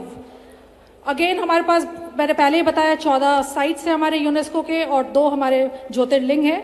और अभी मैं नेक्स्ट प्लीज, मैं एक और चीज़ आप लोग के संज्ञान में लाना चाहूँगी कि पहले ग्वालियर को UNESCO city of music declare किया गया था और अभी हमने एक नया नॉमिनेशन डोजियर भोपाल के लिए सिटी ऑफ लिटरेचर के लिए अभी अभी दाखिल किया है। अब हम बात करते हैं कि ऐसा क्या है मध्य प्रदेश में जो कि हमारा एडवांटेज है, हमारा अपर हैंड है। पहला ईज ऑफ डूइंग बिजनेस है, हम सेंट्रली लोकेटेड है, नॉर्थ से साउथ, ईस्ट टू वेस्ट, किसी को भी कहीं भी जाना हो तो हमसे ही होकर जाना पड़ेगा। हमारे 7 एयरपोर्ट्स हैं, जिसमें से अभी नया एडिशन हुआ है Rewa and Satna, and Datia is in the line. Next, हम ग्रीन स्टेट है विद 30.71% फॉरेस्ट कवर, हम पावर सरप्लस स्टेट है, हम fast growing renewable energy, IT, textile, pharma है। 22 नोटिफाइड वाटर बॉडीज है जहाँ जो कि एडवेंचर टूरिज्म के लिए दिया गया है। हम एक इन्वेस्टर फ्रेंडली टूरिज्म पॉलिसी हम लेकर आए हैं। टूरिस्ट साइट्स है हमारे पास, सैंक्चुरीज है, टाइगर रिजर्व्स है, एंड एक्सेट्रा। एंड नेक्स्ट, हम कंटिन्यूड एग्रीकल्चरल ग्रोथ दे रहे हैं। Next please. अब हमारी टूरिज्म इन्वेस्टमेंट पॉलिसी जो 2019 की है, उसके क्या मेजर हाइलाइट्स हैं, मैं आपको और ये भी बताना चाहूंगी कि अभी हम इसका 2.0 वर्जन, जिसमें कि कुछ एम्बिग्विटीज है, उसको और सरल किया गया है और उसको यूजर फ्रेंडली बनाया गया है। तो इसके हम मेजर हाइलाइट्स देखते हैं। पहला हमारा डेडिकेटेड इन्वेस्टमेंट प्रमोशन विंग है। नेक्स्ट, अगर आप हमारे यहाँ पे लैंड पार्सल लेते हैं तो उसके फिक्स्ड प्राइसेस है। अर्बन एरिया में 5 lakh per hectare, rural area में 5 lakh per hectare, urban area में 10 लाख पर हेक्टेयर, और हेरिटेज प्रॉपर्टी के लिए जो ऑफसेट प्राइस है वो 1 लाख रुपए पर प्रॉपर्टी है। आप कोई भी, आपका स्टैम्प ड्यूटी, रजिस्ट्रेशन पूरा फ्री है। अलॉटमेंट ऑफ लैंड प्रोसेस एक हमेशा ही एक ट्रांसपेरेंट प्रोसेस है, हमारा ई टेंडरिंग प्रोसेस है। हम एक लीज, एक लॉन्ग टर्म ड्यूरेशन के लिए देते हैं 90 ईयर्स के लिए, और सिर्फ 1% आपका एनुअल लीज रेंट है। परमिशन टू मॉर्गेज रहेगा आपके पास। सारा ऑनलाइन सब्सिडी प्रोसेस जो है वो पूरा ऑनलाइन है। और हमारे फाइनेंशियल इंसेंटिव्स 15 से 30% है। 10 करोड़ से कम में 15% और 10 करोड़ से अधिक के निवेश में 30%। Next please. अब इन पॉलिसीज के अंतर्गत आप क्या बना सकते हैं? आप होटल ला सकते हैं, आप वेलनेस रिसोर्ट ला सकते हैं, आप हेरिटेज होटल ला सकते हैं, आप कन्वेंशन सेंटर्स ला सकते हैं, museum, cruise, sound and light show, camping site. Next please. Bed and breakfast के होम स्टेज लेकर आ सकते हैं, ropeways, motel and way side amenities, heritage cafeteria, golf course, film studios, and the list is endless. Next please. अगर अभी तक का हम सफर देखें तो अभी तक हम लोगों ने, हमारे पास इन्वेस्टमेंट 3,850 करोड़ का आ चुका है। 208 प्रोजेक्ट हमने इम्प्लीमेंट कर दिए हैं। 7,000 करीबन हमारे न्यू रूम्स हमने डेवलप किए हैं। 34.65 लाख हमने जॉब्स क्रिएट किए हैं और 206 करोड़ की हमने सब्सिडी बांटी है। Next please. अगर हम अपॉर्चुनिटीज की बात करें तो अभी हमारे पास एक बड़ा लैंड पूल है 100+ हेक्टेयर का, जिसके कि अभी हमने पैम्पलेट्स अभी आप लोगों में वितरित किए हैं। हमारे कौन कौन से लैंड पार्सल्स कहाँ पे उपलब्ध है उसके डिटेल्स आपको इस पैम्पलेट्स में मिल जाएंगे। उनकी बिडिंग प्रोसेसेस ऑन है, आप लोग उसमें निवेश कर सकते हैं। Next please. अगर हम टूरिज्म प्रोजेक्ट जो हमारे शेडोल रीजन की बात करें तो हमारे अभी 2 लैंड पार्सल्स हमने रिसेंटली अलॉट किए हैं, हर्रा टोला और पहाड़ी आइलैंड पे। पहाड़ी आइलैंड पे बहुत ही खूबसूरत प्रॉपर्टी है जो हमने अभी वो लैंड पार्सल अलॉट किया है। हमारी ऑलरेडी 5 वे साइड एमिनिटीज ग्रीन फील्ड पे ऑलरेडी अभी एग्जीक्यूशनल है, और जिसमें से कि अगर हम बुंदा कोना मिडवे देखें तो वो हमने अभी स्वदेश दर्शन के तहत उसको बनाया था। Next please. सभी बड़े इंपॉर्टेंट ब्रांड्स हमारे साथ हैं, चाहे आप ताज की बात करें, रेडिसन की बात करें या मैरियट की बात करें। Next please. सभी बड़े प्लेयर्स हमारे साथ हैं। Next please. सारे अपकमिंग ब्रांड्स, चाहे वो हयात हो, welcome hotel, ITC, orange county, सभी लोगों के साथ हम लोग काम कर रहे हैं। Next please. अपकमिंग प्रोजेक्ट्स की बात पड़े, अगर पीपीपी प्रोजेक्ट्स की, तो हम रोपवेज ला रहे हैं ओंकारेश्वर, सलकनपुर, रायसेन और जानापाव में। हमने अभी 2 EOI अभी फ्लोट की है हमारे कैरावान टूरिज्म के और क्रूज टूरिज्म पे, और उसके अलावा होटल लेक व्यू अशोका को हम लोग अभी DBFOT मोड में अभी उसका प्रोसेस अभी जो हमने स्टार्ट किया है। Next please. ये हमारे कुछ अवेलेबल लैंड पार्सल्स हैं। Next please. करीबन 133 हेक्टेयर के लैंड पार्सल्स हैं, और ये different resorts, tenting units, camping sites, और चूंकि आपका पूरा शहडोल संभाग इतना खूबसूरत है और यहाँ पे टेंटिंग का बहुत स्कोप है, नेचुरल लैंडस्केप्स बहुत ज़्यादा हैं, तो आप इको टूरिज्म रिसोर्ट्स पे भी आ सकते हैं। तो ये सारे हमारे अवेलेबल लैंड पार्सल्स हैं जिसमें कि आप इन्वेस्ट कर सकते हैं। Next please. ये हमारे कुछ अलॉटेड हेरिटेज प्रॉपर्टीज़ हैं जो हम ऑलरेडी अलॉट कर चुके हैं। Next please. Next please. Next please. ये हमारे 5 अलॉटेड अवेलेबल हेरिटेज प्रॉपर्टीज़ हैं जो कि अभी बिड पे जाने वाले हैं, जिसमें कि गोंड महल जगदीशपुर, मालकन की कोठी, मोहनगढ़ फोर्ट टीकमगढ़, राजा रानी महल चंदेरी और लक्ष्मीपुर पैलेस पन्ना टाइगर रिजर्व के पास है। ये सारे में आप लोग बिड कर सकते हैं और वर्तमान में इसकी बिडिंग प्रोसेसेस ऑन है। नेक्स्ट। अब अगर हम फिल्म टूरिज्म की बात करें तो मध्य प्रदेश में ऐसा क्या है कि इसको बार बार मोस्ट फिल्म फ्रेंडली स्टेट अभी 65th नेशनल अवार्ड्स में भी हमको मध्य प्रदेश को मिला। तो सबसे पहले हमारे पास एक फिल्म फैसिलिटेशन सेल है जो सिर्फ और सिर्फ यही काम देखती है। हमारा सिंगल विंडो क्लियरेंस सिस्टम है, लोगों को, हर प्रोड्यूसर डायरेक्टर को अलग अलग जगहों पे नहीं भटकना पड़ता है। नेक्स्ट, हमारा फिल्मिंग परमिशन जो है इसको हमने लोक सेवा गारंटी एक्ट के तहत ले आए हैं। हमको 45 डेज में हमारी कोशिश है कि हम इसको सभी को जो परमिशंस है वो हम उनको दे सके। 450 फिल्म्स जो है वो मध्य प्रदेश में अभी तक शूट की जा चुकी हैं। Next please. ये विभिन्न तरीके के इंसेंटिव्स हैं जो हम देते हैं, और टेली फिल्म्स और टीवी सीरियल्स को देने वाला, सब्सिडी देने वाला मध्य प्रदेश पहला राज्य है। हम इसमें अलग अलग feature films, web series, documentaries को देते हैं, और जो हमारा नया 2.0 वर्जन आ रहा है उसमें हम शॉर्ट फिल्म्स कैटेगरीज को भी हम सब्सिडी देंगे। इसके अलावा हम इंफ्रास्ट्रक्चर पे भी सब्सिडी देते हैं। अगर कोई स्टूडियो आप बनाना चाहते हैं तो हम स्टूडियो और फिल्म अलाइड सभी चीज़ों पे हम सब्सिडी देते हैं। अगर हम मेजर फिल्म प्रोजेक्ट्स की बात करें तो अभी 3 फिल्म्स जो हैं वो इस साल इन्होंने तहलका मचाया है। एक है लापता लेडीज़ जो कि ऑस्कर तक गई हैं, उसके बाद है स्त्री 2 जो कि हमारी चंदेरी की खूबसूरत वादियों में शूट हुई है, और तीसरी है भूल भुलैया जो कि हमारे ओरछा के मैजेस्टिक जहांगीर महल में शूट हुई है। तो ये तीनों ही फिल्म्स जो है ब्लॉकबस्टर हैं, और उसके साथ ही उस सभी फिल्मों में एक ही चीज़ कॉमन है कि तीनों हमारे मध्य प्रदेश के धरतियों पर शूट हुई हैं। Next please. अगर हम वेब सीरीज़ की बात करें तो सभी मेजर वेब सीरीज़ आजकल हमारे यहाँ ही शूट हो रही हैं, चाहे गुल्लक की बात करें, पंचायत की बात करें या महारानी की बात करें। इनके सभी सीरीज़ जो है 1, 2, 3, 4 सब हमारे यहाँ शूट हो रही हैं। Next please. Water tourism policy की अगर मैं बात करूँ तो 22 वाटर बॉडीज़ हमने ऑलरेडी चिन्हित कर ली हैं, करीबन 3000 स्क्वायर किलोमीटर, और ये बहुत ही बेहतरीन हमको एक स्कोप दे रही है वाटर टूरिज्म में हमको एक्सप्लोर करने के लिए। Next please. जैसा कि मैंने बताया कि शहडोल संभाग खूबसूरत है नेचुरल लैंडस्केप्स के लिए, और हमारी जो कैंपिंग पॉलिसी है वो उसमें आपको बिल्कुल हेल्प करेगी। हमने कैंपिंग साइट्स हमने ऑलरेडी चिन्हित कर लिया है, और हम इसकी लाइसेंसिंग फ़ी बहुत ही बेयरली 25,000 रुपये है, और इसके रिन्यूअल फ़ी भी बहुत ही 5,000 रुपये मिनिमम प्राइस पे रखी गई है। और अगर आप हॉट एयर बलूनिंग या इस तरीके की नई विधा लेकर आते हैं तो 50% कैपिटल सब्सिडी है। Next please. अगर हम रिस्पॉन्सिबल टूरिज्म की बात करें तो आपके यहाँ हमने बहुत सारे खूबसूरत होम स्टेज बनाए हैं, और ये होम स्टेज सिर्फ रहने का स्थान ही नहीं है, ये आपको बहुत ही बेहतरीन विलेज लाइव एक्सपीरियंसेस देते हैं। आप छोटे से टेम्पल वॉक पे जा सकते हैं, आप बर्ड वॉचिंग कर सकते हैं, और इत्मीनान के दिनों में आप रात में बैठ के स्टार गेजिंग का मज़ा ले सकते हैं। तो आप लोग ज़रूर पधारिएगा हमारे द्वारा निर्मित इन होम स्टेज में। Next please. ये हमारे होम स्टेज हैं कुछ जो हमने शहडोल डिवीजन में बनाए हैं। उमर गोहान अमरकंटक में बनाया है, मड़ाई कला उमरिया में बनाया है, और रांझा हमने उमरिया में बनाया है। Next please. अभी हमारे 2 रूरल होम स्टेज को अभी मिनिस्ट्री ऑफ टूरिज्म ने अभी हमको अवार्ड किया है, वो है लाड़पुरा खास निवाड़ी में और साबरवानी छिंदवाड़ा में। Next please. Art and craft category में अगर आप लोग कभी प्राणपुर जाएं, चंदेरी के पास है, यह एक बहुत ही खूबसूरत विलेज है जहां पे आप चंदेरी टेक्सटाइल के जो लोग हैं उनके साथ, उनको आप चंदेरी साड़ी बनता हुआ देख सकते हैं, उनके साथ आप इंटरैक्टिव वर्कशॉप कर सकते हैं। तो आप लोग ज़रूर इसमें पधारिएगा। नेक्स्ट, ये एक हमारा एक नेक्स्ट विलेज है जिसको अभी फेलिसिटेट किया गया है, वो है Khokhra village near Parsili. Next please. Project clean destination पहले हमने पन्ना में लॉन्च किया था। Next please.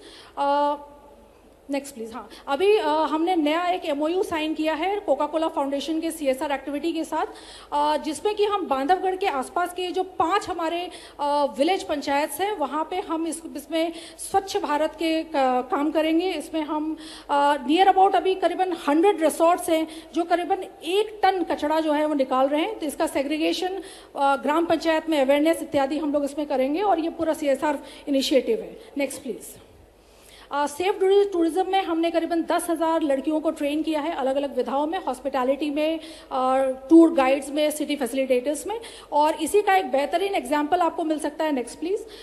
हमारा एक प्राणपुर कैफ़े है जो हमने अभी लॉन्च किया है। यहाँ पे आपके कुक से लेकर फ्रंट डेस्क मैनेजर तक सभी महिलाएं हैं और आप लोग ज़रूर यहाँ पे पहुँच के इनका उत्साहवर्धन कीजिएगा। Next please. नेक्स्ट है हमारा सेफ टूरिज्म डेस्टिनेशन में हमने अभी होटल अमलतास चालू किया है पचमढ़ी में। वहाँ पे भी आपके कुक से लेकर ऑफिस मैनेजर्स तक सभी महिलाएं हैं और सभी महिला स्टाफ हैं। Next please.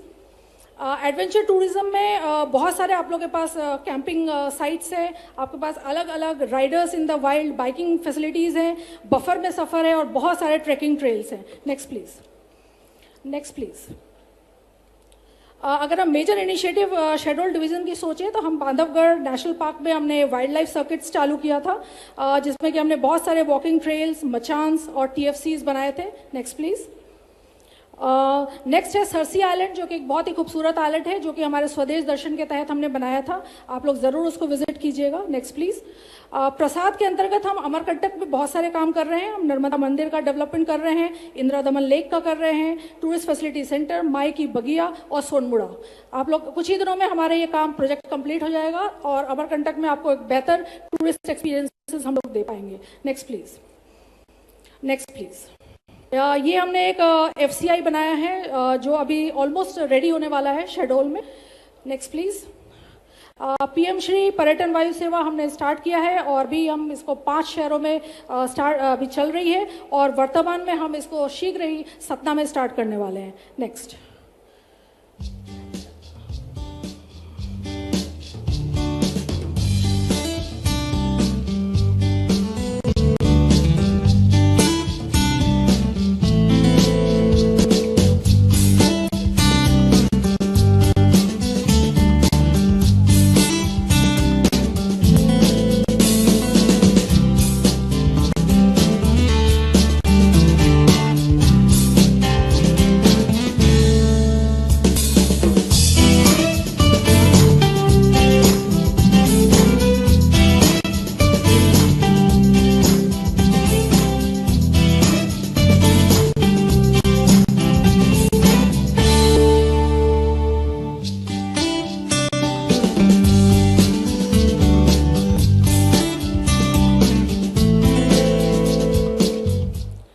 शहडोल संभाग विरासत संस्कृति का शाश्वत संगम है और मैं इन्हीं बातों से अपनी बातों को विराम देती हूँ। जिंदा रख दिल में उम्मीदों को, गरल के समुंदर से भी गंगा जल निकलेगा। कोशिश जारी रख कुछ कर गुजरने की, जो आस थमा थमा सा है निकलेगा। तो टूरिस्ट के रूप में आइए, इन्वेस्टर के रूप में आइए, आपका मध्य प्रदेश स्वागत है। जय हिंद, जय भारत, जय मध्य प्रदेश। बहुत बहुत धन्यवाद मैम। और अब हम राज्य में निम्न देश के कुछ प्रमुख उद्योगपतियों के विचार और प्रतिबद्धताओं को आमंत्रित करते हैं। चूंकि हमारे पास समय की कमी है तो मैं सभी से कहना चाहूंगी कि अपनी वाणी को संक्षिप्त दीजिएगा। सबसे पहले मैं आमंत्रित करना चाहूंगी श्री नवीन Singh ji, vice Torrent power. कृपया करतल ध्वनि से स्वागत कीजिए श्री नवीन जी का।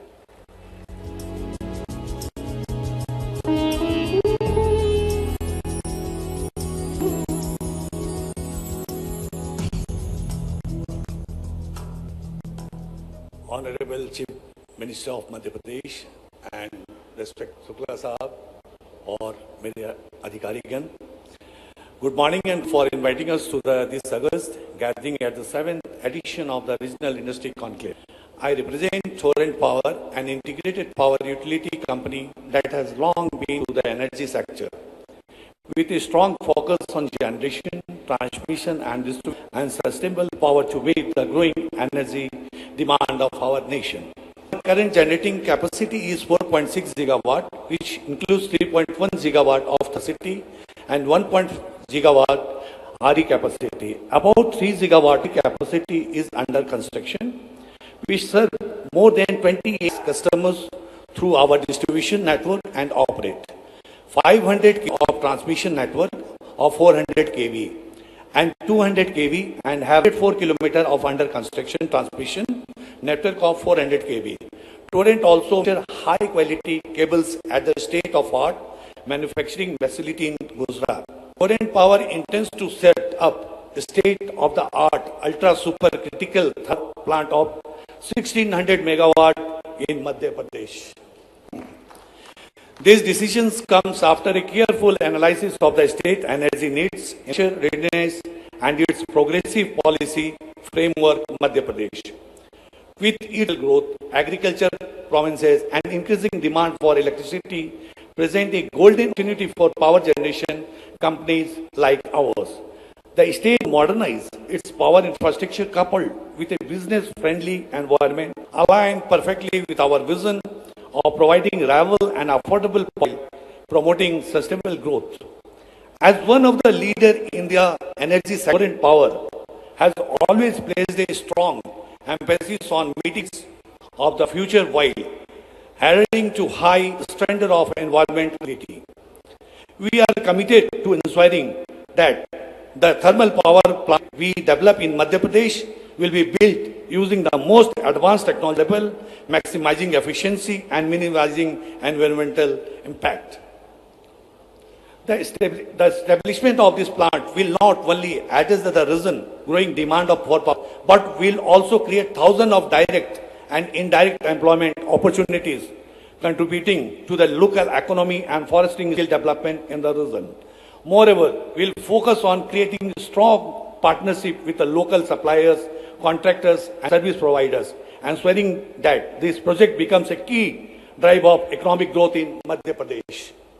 Additionally, Torrent Power has a strong commitment to the sustainability and renewable energy, and we are equally committed to exploring renewable energy opportunities in the Madhya Pradesh.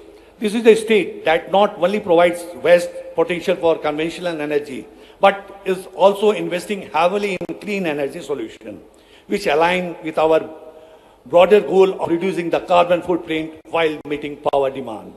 Our decision to invest here is also by the excellent policy support and the infrastructure and the government of Madhya Pradesh has put in place. The state strategic location, our power grid and the commitment to energy security make it an ideal place for our investment. We are confident that our project will integrate seamlessly with the state vision for sustainable growth and the development. In conclusion, I would like to express our gratitude to the government of the Madhya Pradesh for continued support in fostering on an environment that encourages investment, innovation, and sustainable growth. We at Torrent Power are excited to partner with this great state and are committed to contributing to its success in the energy sector and beyond. अंत में मैं यही कहना चाहूँगा माननीय श्री मुख्यमंत्री जी से कि इनके नेतृत्व में हम जल्द से जल्द ये कार्य करें और अति धन्यवाद मैं राघवेंद्र जी और मनु श्रीवास्तव साहब को दूंगा जो इनके गाइडेंस में हम जल्द से जल्द ये काम समापन करें। धन्यवाद।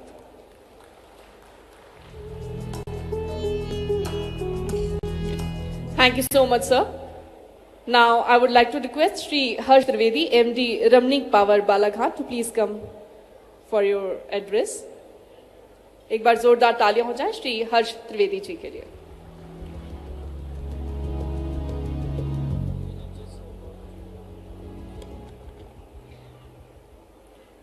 माननीय मुख्यमंत्री डॉक्टर मोहन यादव जी, माननीय उप मुख्यमंत्री राजेंद्र शुक्ला जी, मंच आसीन सारे अतिथिगण, यहाँ पर इस सभागृह में उपस्थित सारे मेरे मित्र एवं अतिथि, मैं रमनिक पावर एंड अलॉयस की तरफ से यहाँ पर प्रेजेंटेशन देने के लिए आया हूँ, परंतु ज़्यादा ज़रूरी बात यह है कि मैं मध्य प्रदेश के बारे में बोलने आया हूँ।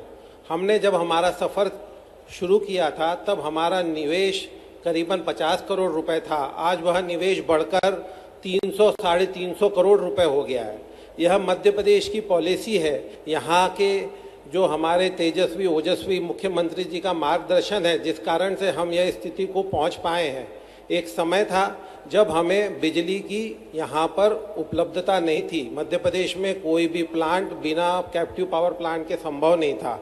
आज यह स्थिति है कि न केवल मध्य प्रदेश में प्रचुर मात्रा में बिजली उपलब्ध है, परंतु आज मध्य प्रदेश दूसरे स्टेटों को भी बिजली दे रहा है। अब हम आदरणीय मुख्यमंत्री जी से बिजली नहीं आती यह नहीं बोलते हैं, हम उनसे यह रिक्वेस्ट करते हैं कि माननीय मुख्यमंत्री जी थोड़ा सा बिजली का भाव कम कर दें, जिससे ज़्यादा से ज़्यादा उद्योग की स्थापना हो सके। हम एक समय ऐसा था जब यहाँ पर ट्रांसपोर्टर गाड़ियाँ लेकर आने तैयार नहीं होते थे, डबल भाड़ा मांगा करते थे। आज स्थिति यह है कि मध्य प्रदेश जो भारत का हृदय है, जो चारों तरफ से कनेक्टेड है, और यहाँ से आने जाने वाली सारी गाड़ियाँ हम उस रेट पे मिलती है जो कभी नहीं मिलती थी। आज इस इंफ्रास्ट्रक्चर बनाने के लिए हम जो है पूर्ण रूप से मध्य प्रदेश शासन और यहाँ पे हमारे आदरणीय मुख्यमंत्री जी के आभारी हैं। इसके अलावा एक समय था कि यहाँ पर उद्योग लगाने के लिए लेबर नहीं मिलती थी। स्काई जैसी योजनाओं को यहाँ पे चालू किया गया है। सीखो कमाओ योजना जैसी योजनाएं हैं, जिस कारण से न केवल हमें आज स्किल्ड मैन पावर मिल रहा है, परंतु इसके अलावा जो है हमें इंडस्ट्री के साथ में जो ज़्यादा से ज़्यादा स्टूडेंट्स हैं वो एम्प्लॉयबल हो रहे हैं। एक तरफ हमारे पास में एम्प्लॉयमेंट जनरेशन का प्रॉब्लम हो रहा है कि भाई बहुत सारे ऐसे स्कूल कॉलेजेस हैं जो स्टूडेंट्स तैयार तो कर रहे हैं पर उन्हें नौकरी पे नहीं रखा जा सकता है। इसका सीखो कमाओ योजना जैसी योजनाओं से उन्हें इंडस्ट्री में ट्रेन करके इंडस्ट्री में ही रख लिया जाता है। ये बहुत ही सराहनीय कदम है। हमारी इंडस्ट्री एक मिनरल बेस्ड इंडस्ट्री है जिसमें मिनरल का यूज होता है। मुझे यह कहते हुए बड़ा गर्व हो रहा है कि मध्य प्रदेश की जो खनिज नीति है बहुत ही प्रोग्रेसिव है। सबसे पहले जो ऑक्शन है उसको हमारे प्रदेश में अडॉप्ट किया गया। आज हाईएस्ट नंबर ऑफ ऑक्शन हो रहे हैं। आज जो खदानें अवेलेबल है उसका डेटा पूरा ऑनलाइन है। खदानों से माल निकालने से लेकर उपयोग तक के पूरा प्रोसेस एकदम पारदर्शितापूर्ण है और हम उसे सरलता से मिनरल को ले सकते हैं, बेच सकते हैं, उसका उपयोग कर सकते हैं।